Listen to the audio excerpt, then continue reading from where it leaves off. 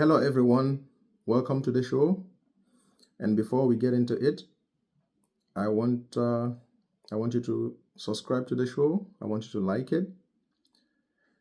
So let's get into it, ladies and gentlemen. Um, Today's show is about the U.S. election. The election has come and gone. The news cycle has been moving incredibly so fast. The Trump transition, the appointments, and all that. And there's been a lot of finger pointing, especially on the part of the Democrats. Of course, it has to be that way since they lost the election. But I hope that they have enough time to actually reflect on what happened, on why Trump is number 47. So I want to share my thoughts on why Kamala Harris lost, in my opinion, and I will take you guys one after the other on the points that I think are very important on this election, the points that actually matter to the American people, regardless of what the media try to say and what the media try to do to all of us. So, number one on my list is the elephant in the room itself, Kamala Harris. Kamala was her best, her own best enemy. She was not liked by a lot of people. I remember before the election, the media had already started saying, actually, before Biden went out of the race, the media has already started saying that she was a drag on the Biden campaign. And then what happened to Biden happened to Biden. Some would say he dropped out, some would say he was kicked out. But once that happened and Kamala emerged as the candidate for the Democrats, she became her own best enemy. Kamala was not a popular candidate. The media tried as much as possible to yassify Kamala. So the yassification of Kamala Harris did not go as planned. I remember the first 1 month or so when she became the candidate, the media did everything they could. They gaslit Americans. They edited her personality to the fullest extent. And they tried to turn her into what she never was. And in the end, the real Kamala began to manifest. The more she opened her mouth to speak, the more you can see the real Kamala. She was not articulate. She could not articulate a single economic agenda. She was bad at it. I don't know why she decided to do this, but it doesn't matter what she did. The more she opened her mouth, the more people turn away from her. And I was going through the whole process during the campaign, and I was thinking about all the things that she was saying she was going to do. And the funny thing was, she had lines that she memorized. So in every interview, when she started doing interviews, she would repeat the same lines, whether she's on MSNBC or CNN or with Oprah, she would repeat the same lines. And the more that happened, the more the American people began to see through all those yassification from the media. And people began to see her as a clone, as a fake, as a fraud, as something or someone that the machine wanted to impose on American people. And they didn't take it. They didn't take it. The polls were saying, oh, it was a close race. I never believed it. I was saying to myself, how could that be? How can it be that close? You know, because what we saw with our eyes was totally different. But in the end, the American people spoke. So that was the first thing that happened in the election, the candidate itself. It was a wrong choice. It was a wrong choice. So the second thing that happened also in the election, the second point why she lost, is because of the immigration issue. She was the border czar. She never went to the border. The border was secure when Trump left the office before 2020. And once they took power, they threw the border open. The Biden-Harris administration was even importing people from other countries. So they would fly immigrants right into the country from overseas. So the Americans could see that the open border was a design. It wasn't a mistake. And no matter what they say, no matter how they denied it, that, oh, the border was closed, the border has been secured, people were not buying it because in their communities they could see it. You look at what happened in Colorado, Springfield, Ohio, where you go to a city or a town of 65,000 people, and then you dump about 15,000 new people into the community. So that's what's going on. And it happened, and there was rising crime by the immigrants. Some Americans were killed, murdered, raped, and that's not a winning message.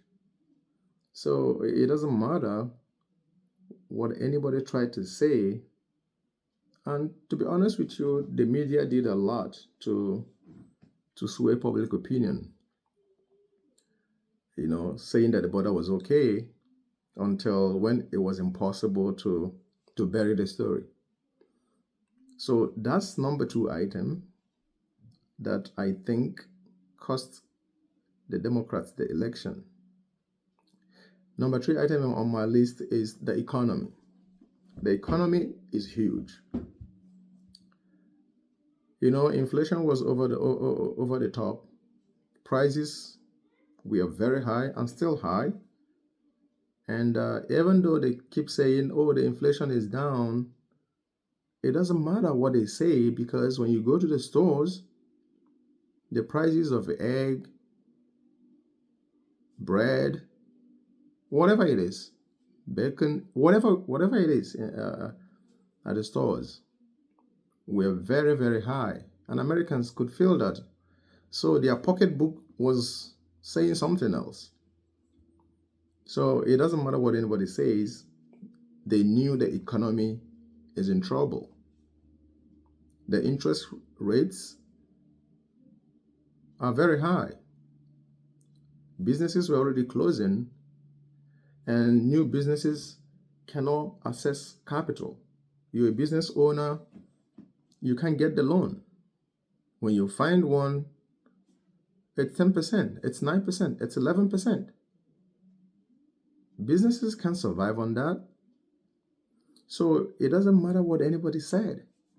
Americans knew that something was wrong, that the economy was bleeding.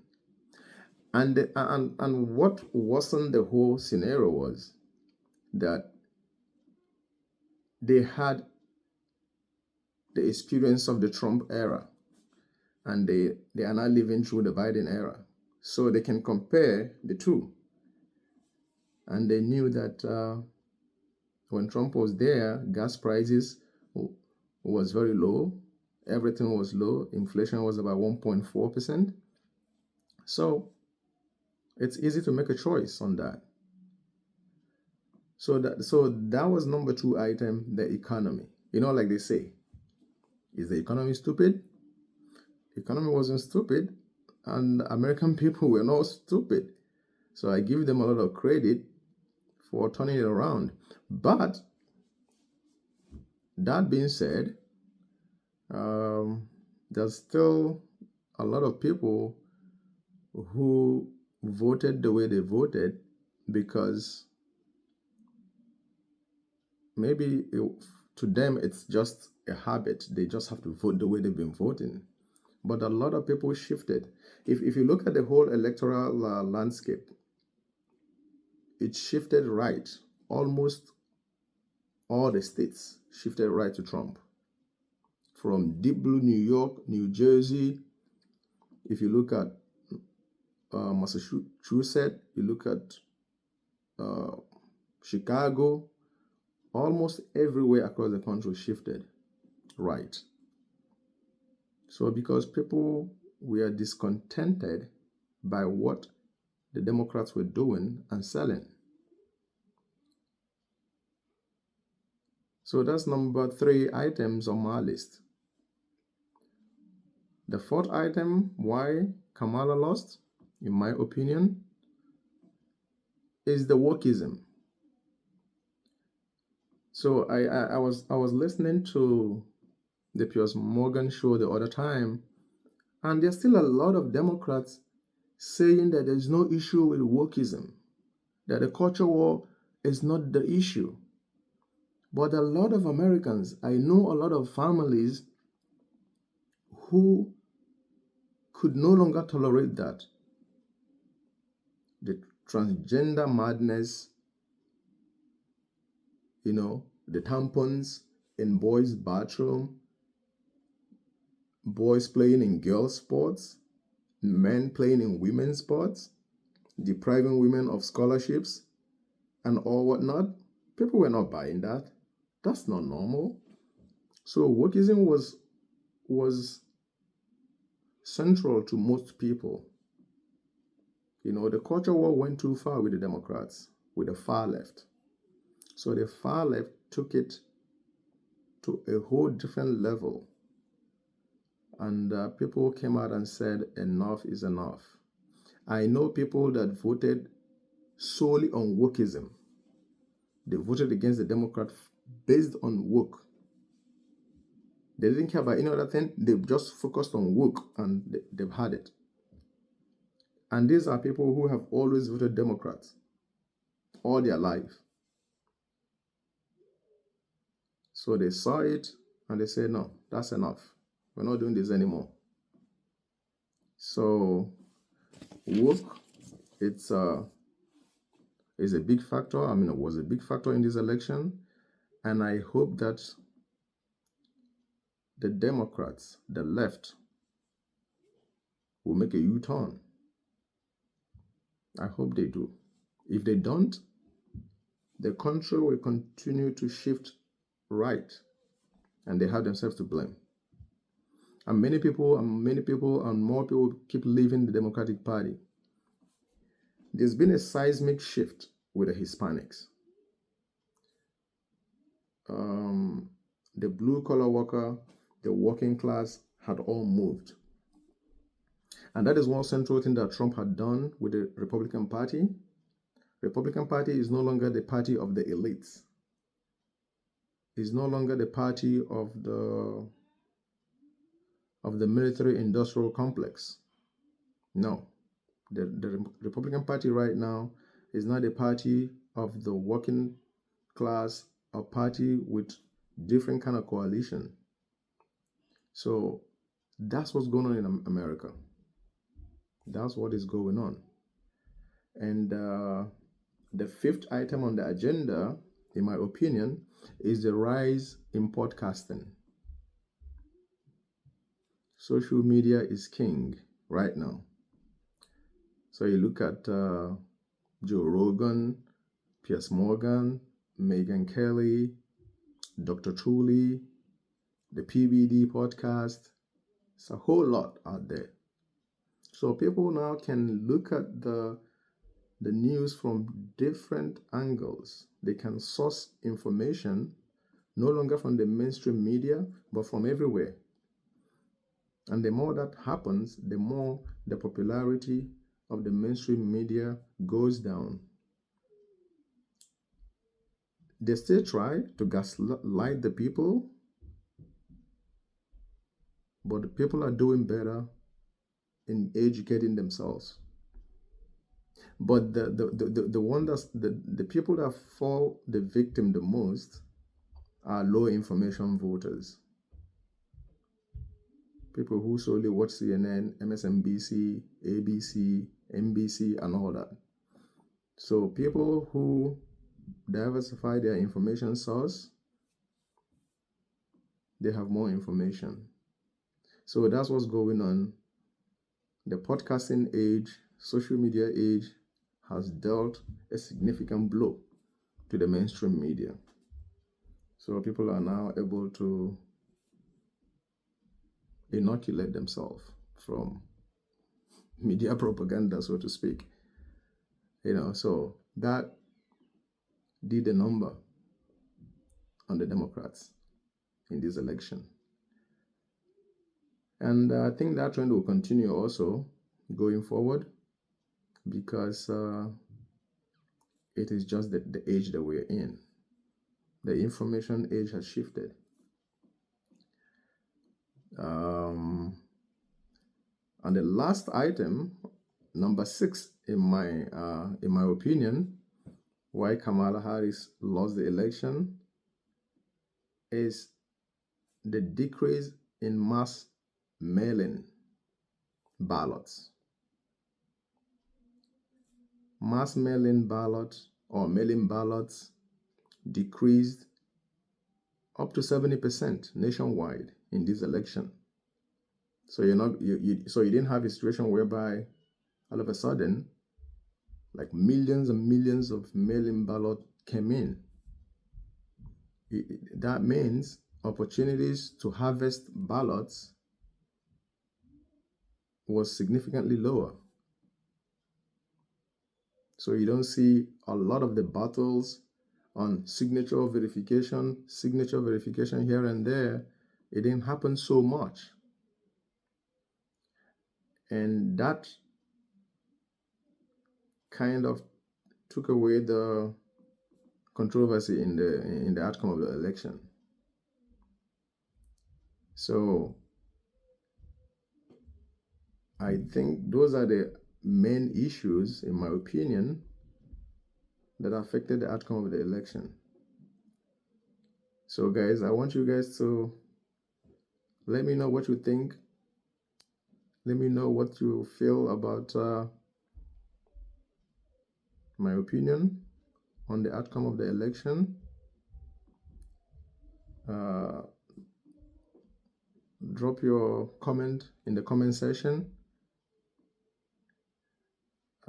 so that we can go over it when next I come on board. So the next video that I will be doing will be why I think President Trump won the election. Then after that video, we will now go into more contemporary items like the appointments of President Trump and all that. All right, guys. Don't forget to share the video, and don't forget to subscribe the video. All right, guys. I'll see you guys some other time. Cheers. Bye.